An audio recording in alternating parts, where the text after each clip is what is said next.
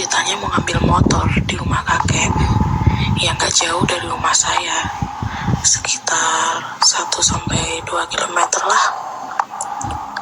Waktu itu saya penjangin mama saya dengan harapan nanti pas pulang bisa bawa motor sendiri-sendiri.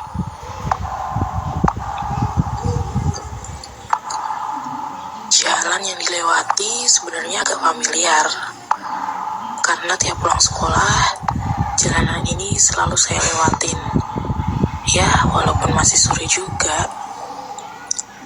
Sebagai gambaran, jalanan ini 500 meter lurus tanpa belokan, lalu kanan kirinya cuma sawah dan segelintir rumah. Kalau malam jalanan ini memang sepi dan jarang ada orang yang lewat situ. Sepertinya mereka lebih memilih lewat jalan Magelang deh. Ya Allah. Setelah kami sampai di rumah kakek, kami ngobrol-ngobrol sebentar hingga waktu menunjukkan pukul 8:30 malam. Sudah cukup malam untuk lewat di daerah situ. Tapi karena cuma dekat, jadi ya nggak kepikiran macam-macam. Naiklah kami ke motor kami sendiri-sendiri. Posisi saya di belakang mama saya waktu itu. Setelah melewati perkampungan, sampailah kami ke jalanan yang lurus itu, yang kalau malam terkenal sepi dan dihindari itu. Suasana waktu itu biasa aja. Saya kayak nggak kepikiran macam-macam gitu. Cuma sedikit dingin aja. Karena begonya saya nggak pakai jaket waktu itu. Cuma pakai kaos lengan pendek, yang mana kalau dingin itu wajar banget. Lewatlah kami ke jalanan itu. Sama sekali nggak ada motor lain selain kami berdua. Jalanan itu juga minim pencahayaan. Jadi jalanan di depan itu kelihatan gelap banget. Lalu karena saya mikirnya jalanan sepi, jadi gak apa-apa dong saya jalan di sebelah mama saya. Waktu itu saya deketin mama saya sambil nyelutuk, "Dingin ya mah?"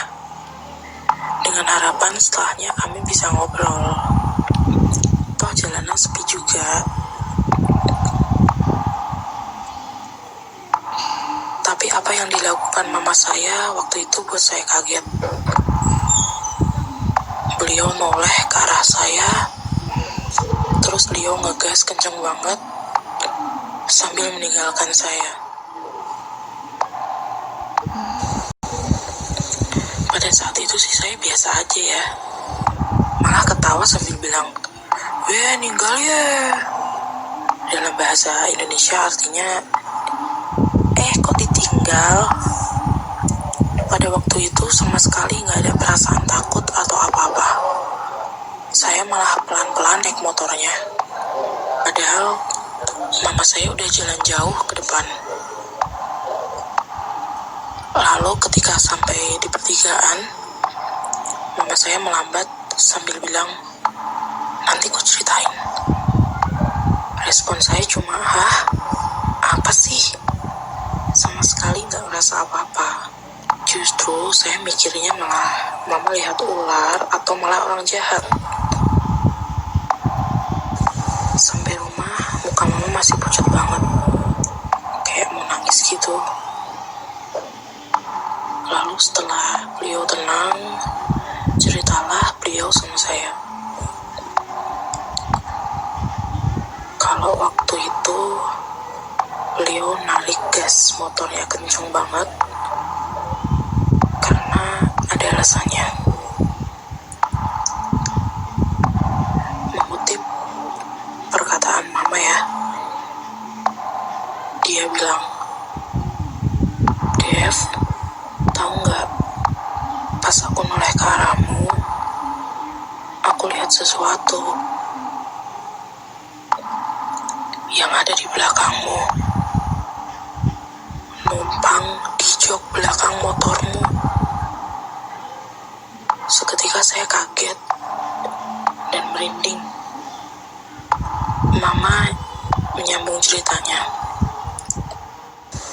Sosoknya pakai baju putih, rambut panjang, tinggi banget melebihi kamu.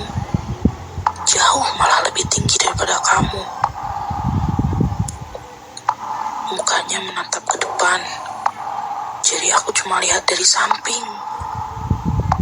Mukanya putih, hidungnya panjang banget, lalu matanya hitam. Aku bisa ngomong gini karena aku lihatnya jelas banget. Sampai-sampai rambutnya juga kayak ikutan kena angin. Seketika waktu itu saya lemes dan gak karuan. Takut kalau sosok itu ngikut. Takut kalau sosok itu bakal neror saya. Berarti pas saya tadi justru pelan-pelan di jalanan itu, saya gak sendiri. Saya boncengin dia. Waktu berlalu, saya gak trauma kalau lewat jalanan itu. Apalagi pas malam-malam. Bukan apa-apa, karena udah ngalamin juga. Walaupun kalau sekarang udah banyak rumah-rumah, tapi tetap aja. Kalau saya sendirian, malam-malam, saya tetap menghindari jalanan itu. Rumornya dulu di situ sering terjadi kecelakaan tunggal, dan korbannya sampai meninggal.